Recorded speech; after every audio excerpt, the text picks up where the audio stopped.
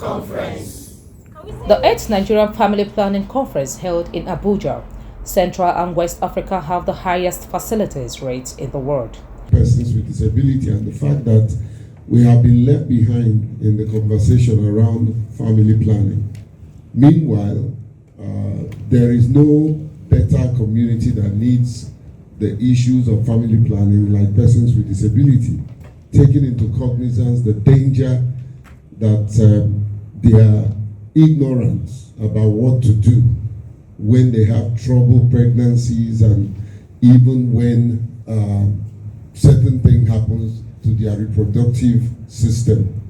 And so, on behalf of the community of persons with disability, I count it a privilege and honor that we have been invited, and Dr. Ejike has consistently made sure that our voice is heard in this space.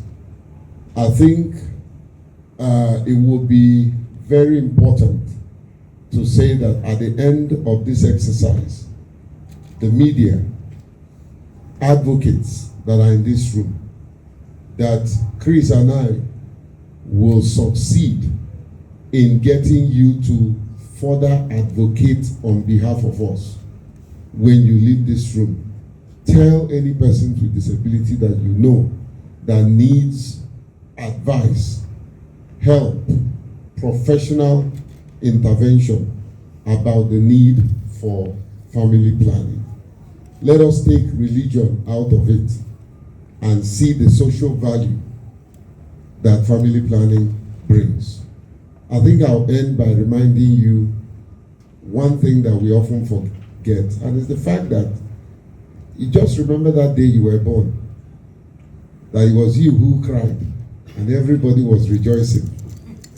When you live your life so well, the day you die, you will rejoice and everyone around you will cry. That's a life of contribution.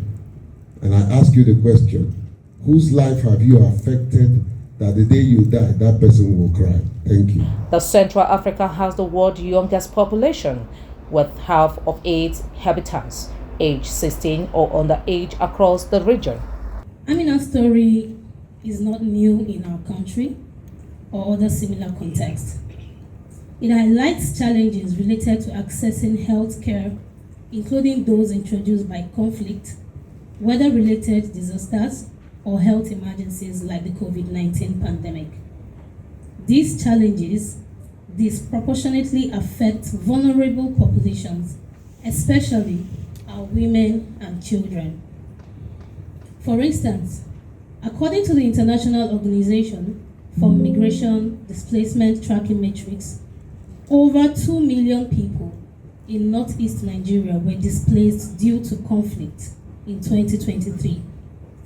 Additionally, the 2022 floods, which affected 34 states in the country, displaced 1.3 million people and leaving over 2.5 people in need of humanitarian assistance.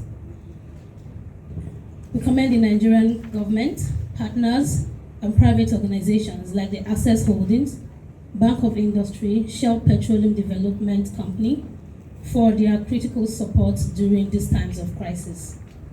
However, the health challenges posed by such disruptions are enormous, and today we will focus on the effects of such shocks and stressors on family planning.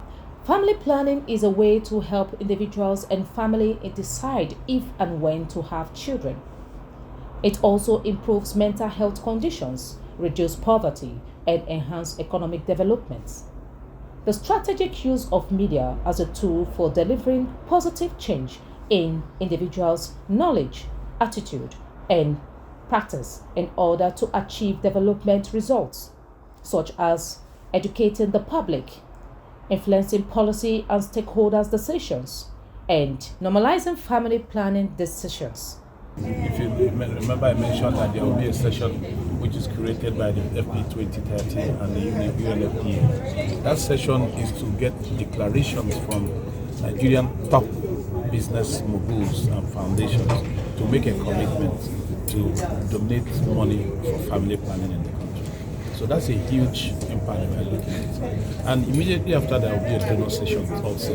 All the major donors that have been supporting us, they will see a new reason and a conversation around how strategic their support should come, especially making sure that what we're trying to do now to bring everything in one particular direction so that monitoring and then also planning will be done together instead of the siloed approach to how we have been doing health. So this conference is going to bring all that together.